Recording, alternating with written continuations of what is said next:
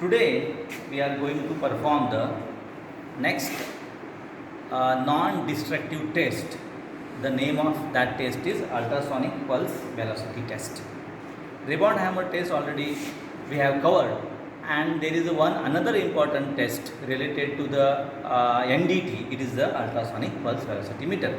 First, I will tell you the exactly. I will show you the ultrasonic pulse velocity meter. So this is the digital ultrasonic pulse velocity meter of a brand Qt 102. Okay, and exactly. So these are the transducer. Okay, so these are the transducers. Okay, so what exactly you have to do in this experiment?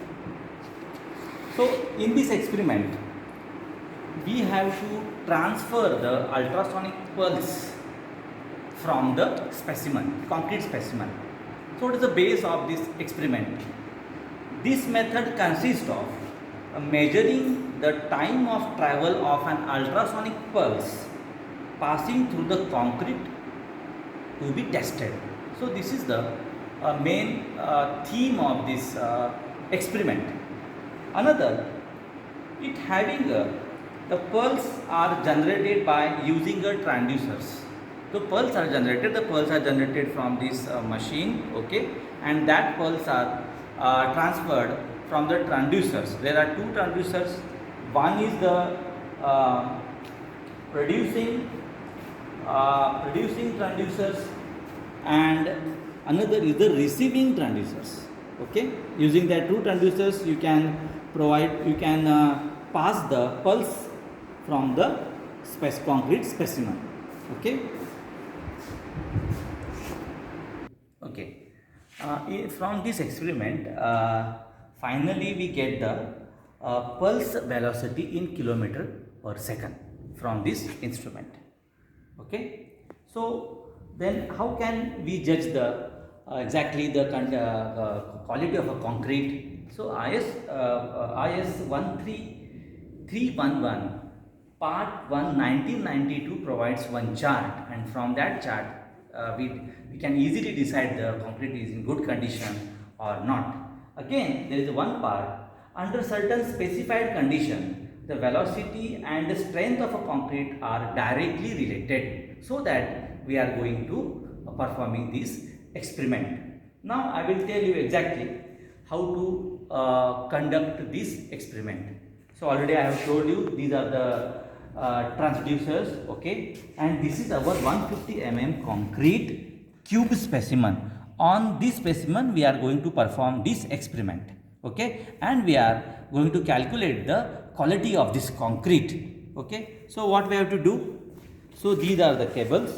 Okay, again, so this is the receiving transducers wire, okay, and this is the producing transducer wire, okay, and now we are going to conduct this experiment. Okay, so what exactly we have to do? First we have to check all the initial readings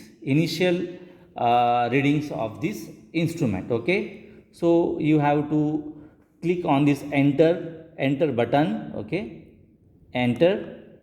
It provides a basic measurement. So basic measurement is nothing but you have to provide the width of the specimen in next step. Okay, so set path length, you have to provide this path length using this instrument. Again you click on that. Now you have to put the width of your path length. Width of the path length means you have to provide the width of your specimen, and our specimen is having 150 mm length. Okay, so you have to change the length using this cursor button. Okay, you press it, little bit it is increasing like this, and exactly on 150 mm means 0.150 meter is the width path length of our specimen. Now your once your path length is finalized, you have to make enter here. Okay, set path length. So this is your next thing. Already we have set the path length. Then you have to put this. Okay, set velocity. Now start measurement. This message is displayed on the screen. Now you have to put the transducers on the specimen. Now you have to put the transducers on the specimen. Please, you have to take care that these two transducers are on exactly in one line of action. In one line of action like this. The line of action of these transducers are same. Okay. Now you can start the providing the pulse in the concrete. Okay. Now you can enter the machine. Okay. So this is the play button. Okay, play. Now it is going to taking the reading.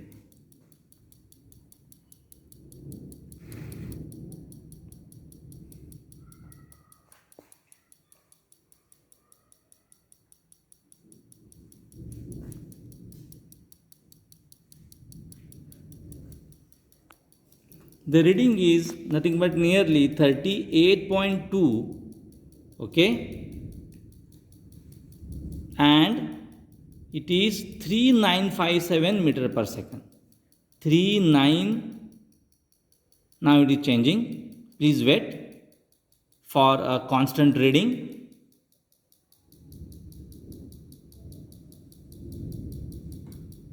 Okay, stop. Okay, now I will tell you how to write down this reading in observation table. Okay, so this is the standard table provided by the IS 13311 part 1 1992. So pulse velocity kilometer per second. If it is above 4.5, your concrete quality is excellent. If it range between 3.5 to 4.5, the quality of a concrete is good. If it is in between 3 to 3.5, the quality of a concrete is medium. And it is below 3, it is doubtful. That means it is not a good condition, good quality. Okay. So now we have selected only one location of our specimen because our specimen is small. Okay. So we get, as per our observation, it is nothing but location is only one location in x direction, in xx direction. Okay, so pulse velocity kilometer per second is 4 kilometer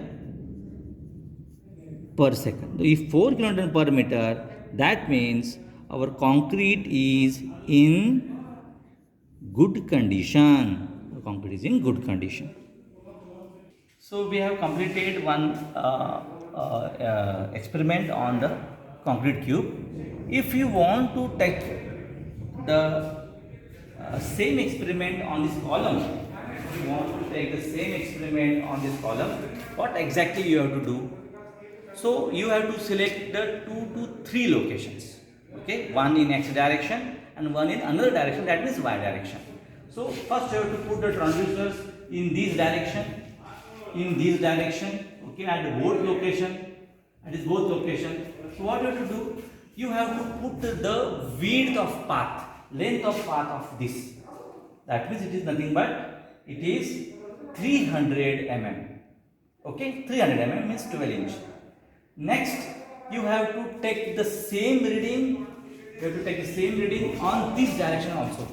You have to take the same reading on this direction also by polarizing transducer in this direction.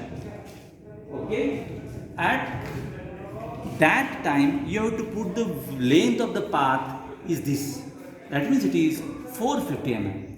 That means it is 450 mm to put the path and do the experiment on this both direction and find out the velocity in kilometer per second and take the average value. From that you can get the quality of this column, existing column. From that you can get the quality of the existing column.